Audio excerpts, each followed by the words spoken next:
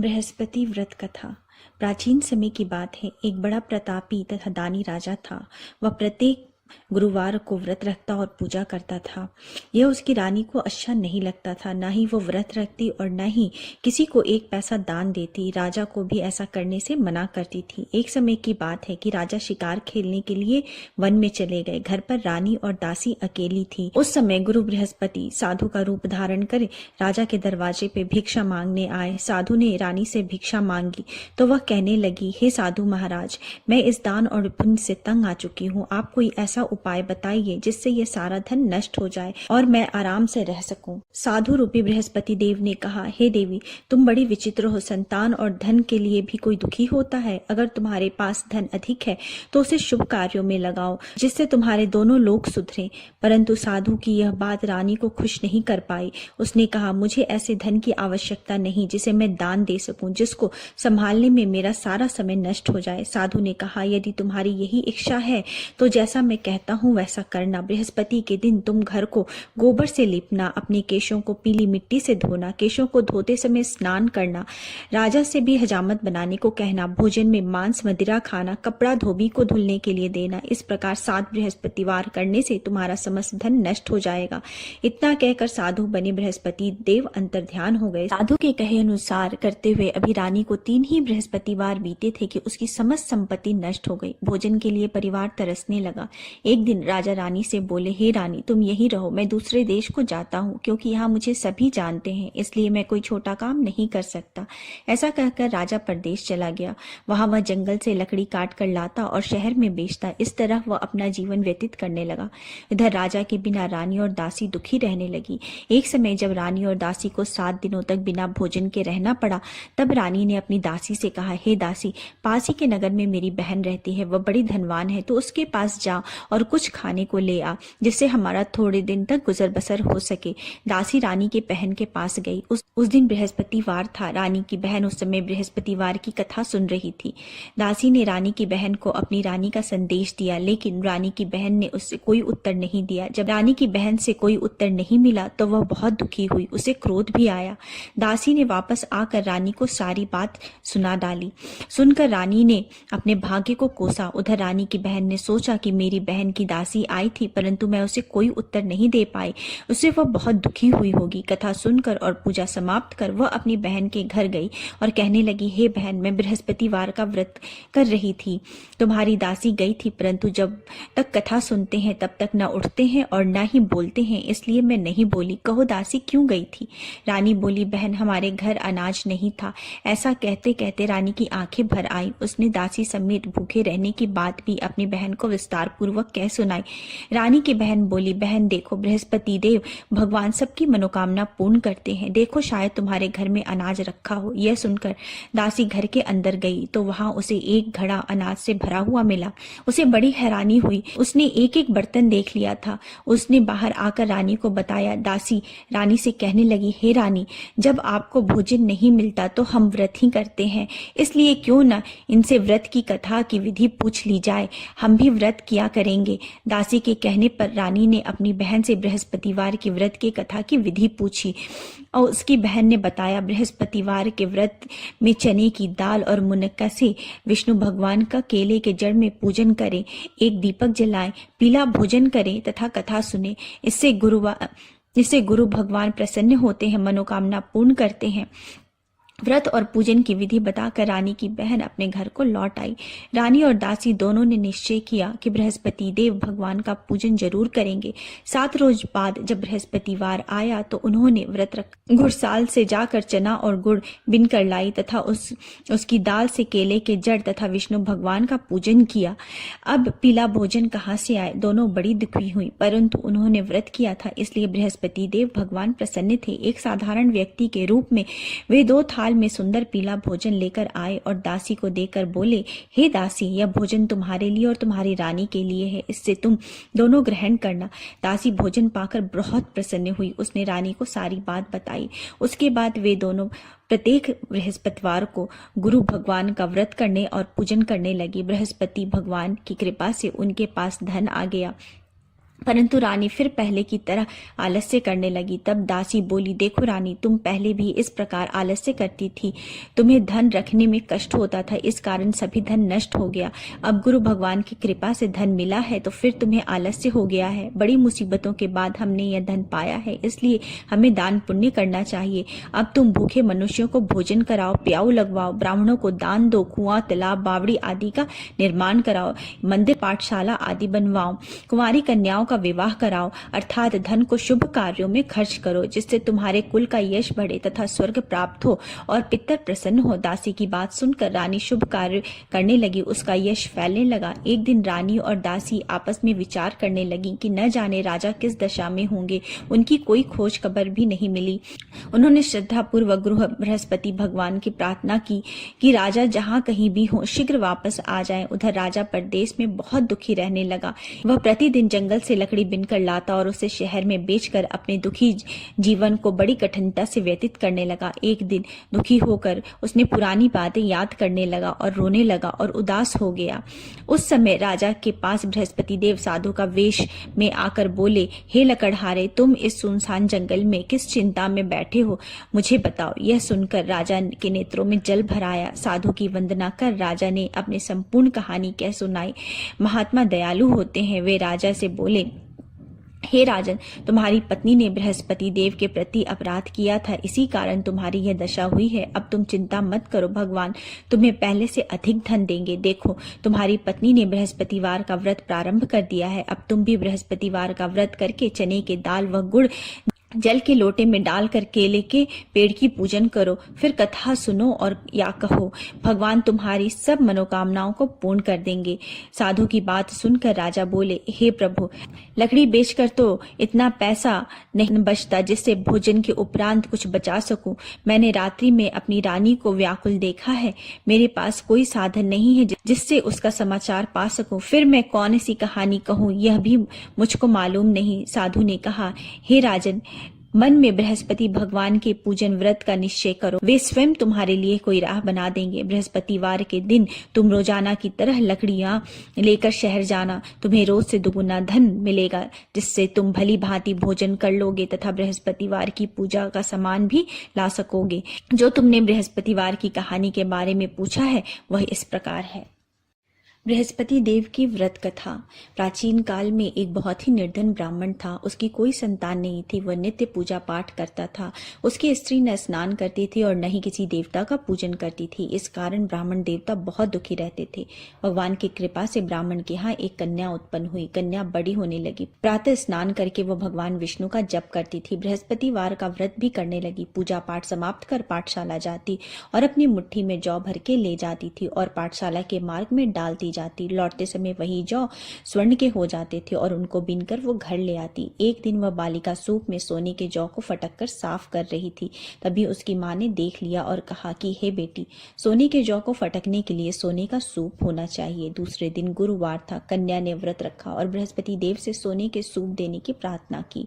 बृहस्पति देव ने उसकी प्रार्थना स्वीकार कर ली। रोजाना की तरह वह कन्या जौ फैलाती हुई पाठशाला चली गई। पाठशाला से लौटते वक्त जब वह जौ बिन रही थी तो बृहस्पति देव की कृपा से उसे सोने का सूप मिला। उसे वह घर ले आई और उससे जौ साफ करने लगी, परंतु उसकी माँ का वही ढंग रहा। एक दिन की बात है, कन्या सोने के सूप में जौ साफ कर रही थी। उस समय उस नगर का राजकुमार वहां से निकला। कन्या के रूप और कार्य को देखकर वह उस पर मोहित हो गया।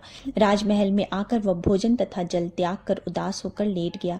राजा को जब राजकुमार द्वारा अन्य जल त्यागने का समाचार ज्ञात हुआ तो वे मंत्रियों के साथ अपने पुत्र के पास आ पहुंचे और कारण पूछने लगे। राजकुमार ने राजा को उस लड़की के घर का पता भी बता दिया। मंत्री उस लड़की के घर गए। मंत्री ने ब्राह्मण के समक्ष राजा की ओर से निवेदन किया। कुछ दिन बाद ब्राह्मण की कन्या का विवाह राजकुमार के साथ संपन्न हुआ। कन्या के घर से जाते ही ब्राह्मण के घर में पहले की भांति गरीबी का निवास हो गया। एक दिन दुखी होकर ब्राह्मण अपनी पुत्री से मिलने गए। बेटी ने पिता की अवस्था को देखा और अपनी माँ का हाल पूछा। ब्राह्मण ने सभी हाल विस्तार पूर्वक सुनाए सुनाया। कन्या ने बहुत सा धन देकर अपने पिता को विदा कर दिया, लेकिन कुछ दिन के बाद वही हाल हो गया। ब्राह्मण फिर अपनी कन्या के यहाँ गए और सभी हाल अपनी पुत्री को कह सुनाया। पुत्री बोली, हे पिताजी, आप माताजी को यहाँ लिवा लाओ, मैं उन्हें वह विधि बता दूंगी जिससे गरीबी दूर हो जाएगी। ब्राह्मण देवता अपनी स्त्री को साथ लेकर अपनी पुत्री के पास राजमहल में पहुंचे तो पुत्री ने अपनी माँ को बहुत समझाया। वो बोली, हे माँ, तुम प्रातःकाल स्नान आदि करके विष्णु भगवान का पूजन करो तो सब दरिद्रता दूर हो जाएगी। परंतु उसकी माँ ने उसकी एक भी बात नहीं मानी। वह प्रातःकाल उठकर अपनी पुत्री की बची जूठन खा लेती थी। एक दिन उसकी पुत्री को बहुत गुस्सा आया। उसने अपनी माँ को एक कोठरी में बंद कर दिया। प्रातः उसे स्नान आदि करा के पूजा पाठ करवाया तो उससे उसकी माँ की बुद्धि ठीक हो गई। इसके बाद वह नियम से पूजा पाठ करने लगी और प्रत्येक बृहस्पतिवार को व्रत भी करने लगी। इस व्रत के प्रभाव से मृत्यु के बाद वह स्वर्ग को प्राप्त हुई। वह ब्राह्मण देवता भी सुखपूर्वक इस लोक का सुख भोग करके स्वर्ग को प्राप्त हुए। इस तरह कहानी कहकर साधु बने देवता वहां से लोप हो गए। धीरे धीरे समय व्यतीत होने पर फिर बृहस्पतिवार का दिन आया। राजा जंगल से लकड़ी काट कर शहर में बेचने गया। उसे उस दिन और दिनों से अधिक धन मिला। राजा ने चना गुड़ आदि लाकर बृहस्पतिवार का व्रत किया। उस दिन से उसके सभी कलेश दूर हो गए। परंतु जब अगले गुरुवार का दिन आया तो राजा बृहस्पतिवार का व्रत करना भूल गया। इस कारण बृहस्पति भगवान नाराज हो गए। उस दिन उस नगर के राजा ने विशाल यज्ञ का आयोजन किया था तथा उसके समस्त राज्य में घोषणा करवा दी थी कि सभी मेरे घर भोजन करने आवे, किसी के घर चूल्हा ना जले। इस आज्ञा को जो न मानेगा उसको फांसी दे दी जाएगी। राजा की आज्ञा अनुसार राज्य के सभी लोग राजा के घर भोजन में सम्मिलित होने के लिए चले गए, लेकिन लकड़हारा कुछ देर से पहुंचा, इसलिए राजा उसको अपने साथ महल ले गए। जब राजा लकड़हारे को भोजन करा रहे थे तो रानी की दृष्टि उस खूंटी पर पड़ी जहां पर उसका हार लटका हुआ था। उसे हार खूंटी पर लटका हुआ दिखाई नहीं दिया। रानी को निश्चय हो गया कि मेरा यह हार लकड़हारे ने चुराया है। उसी समय सैनिक बुलवाकर उसको जेल में डलवा दिया।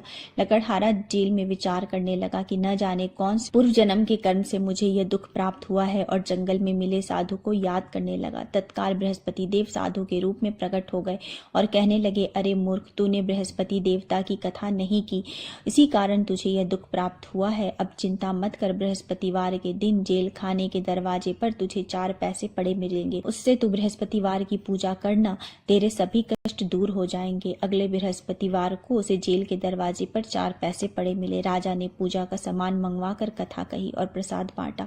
उसी रात्रि में बृहस्पति देव ने उस नगर के राजा को स्वप्न में कहा, हे राजा, तूने जिसे जेल में बंद किया है उसे कल छोड़ देना, वह निर्दोष है। राजा प्रातःकाल उठा और खूंटी पर हार टंगा देखकर लकड़हारे को बुलाकर क्षमा मांगी तथा राजा के योग्य सुंदर वस्त्र आभूषण भेंट कर उसे विदा किया।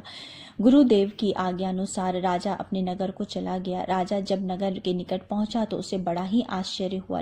नगर में पहले से अधिक बाग, तालाब और कुएं तथा बहुत सी धर्मशालाएं, मंदिर आदि बने हुए थे। राजा ने पूछा कि यह किसका बाग और धर्मशाला है। तब नगर के सब लोग कहने लगे, यह सब रानी और दासी द्वारा बनवाया गया है। राजा को आश्चर्य हुआ और गुस्सा भी आया कि उसकी अनुपस्थिति में रानी के पास इतना धन कहाँ से आया। जब रानी ने यह खबर सुनी कि राजा आ रहे हैं तो उसने अपनी दासी से कहा, हे दासी, देख राजा हमको कितनी बुरी हालत में छोड़ के गए थे, वो हमारी ऐसी हालत देखकर लौट न जाएं, इसलिए तू दरवाजे पर खड़ी हो जा। रानी की आज्ञा अनुसार दासी दरवाजे पर खड़ी हो गई और जब राजा आए तो उन्हें अपने साथ महल में लिवा लाई। तब राजा ने क्रोध करके अपनी तलवार निकाली और पूछने लगा, बताओ यह धन तुम्हें कहाँ से प्राप्त हुआ। तब रानी ने सारी कथा कह सुनाई।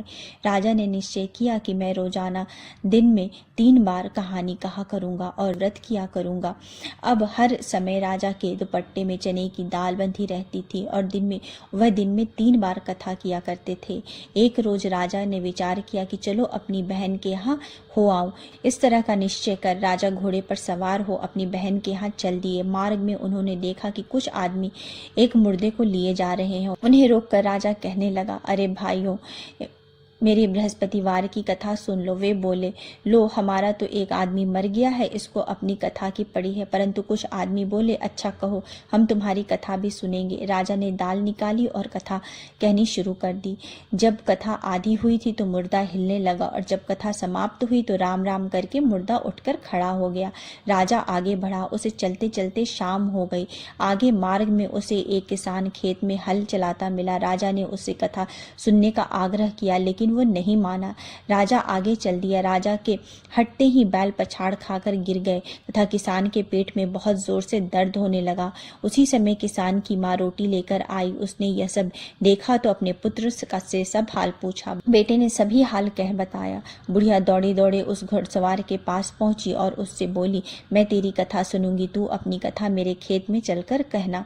राजा ने लौटकर बुढ़िया के खेत में जाकर कथा कही, जिससे सुनते ही बैल खड़े हो गए तथा किसान के पेट का दर्द भी बंद हो गया। राजा अपनी बहन के घर पहुंचा। बहन ने भाई की खूब मेहमानदारी की। दूसरे रोज प्रातःकाल राजा जागा तो वह देखने लगा कि सब लोग भोजन कर रहे हैं। राजा ने अपनी बहन से जब पूछा, कोई ऐसा मनुष्य है जिसे भोजन नहीं किया हो तो मेरे बृहस्पति भगवान की कथा सुन ले। बहन बोली, हे भैया, यह देश ऐसा ही है, यहाँ सब लोग पहले भोजन करते हैं, बाद में कोई अन्य काम करते हैं। फिर वह एक कुम्हार के घर गई जिसका लड़का बीमार था। उससे मालूम हुआ कि उसके यहाँ 3 दिन से किसी ने भी भोजन नहीं किया है। रानी ने अपने भाई की कथा सुनने के लिए कुम्हार को कहा। वह तैयार हो गया। राजा ने जाकर बृहस्पतिवार की कथा कही, जिससे सुनकर उसका लड़का ठीक हो गया। अब तो राजा की प्रशंसा होने लगी। एक दिन राजा ने अपनी बहन से कहा, हे बहन, मैं अब अपने घर को जाऊंगा, तुम भी तैयार हो जाओ। राजा की बहन ने अपनी सास से अपने भाई के घर जाने की आज्ञा मांगी। सास बोली, हाँ चली जा, मगर अपने लड़के को मत ले जाना, क्योंकि तेरा भाई के कोई संतान नहीं है। बहन ने अपने भाई से कहा, हे भैया, मैं तो चलूंगी, परंतु बालक नहीं जाएगा। अपने बहन को भी छोड़कर दुखी मन से राजा अपने नगर को वापस लौट आया। राजा ने अपनी रानी से सारी कथा कह सुनाई। बिना भोजन किए वह शैया पर लेट गया। रानी बोली, हे प्रभु, बृहस्पति देव ने हमें सब कुछ दिया है, वे हमें संतान भी अवश्य देंगे। उसी रात बृहस्पति देव ने राजा को स्वप्न में कहा, हे राजा, उठ, सभी सोच त्याग दे, तेरी रानी गर्भवती है। राजा ने यह जानकर बड़ी खुशी हुई। 9वें महीने रानी के गर्भ से एक सुंदर पुत्र पैदा हुआ। तब राजा ने बोला, हे रानी, स्त्री बिना भोजन के रह सकती है, परंतु बिना कहे नहीं रह सकती। जब मेरी बहन आए तो तुम उससे कुछ मत कहना। रानी ने हाँ कर दी।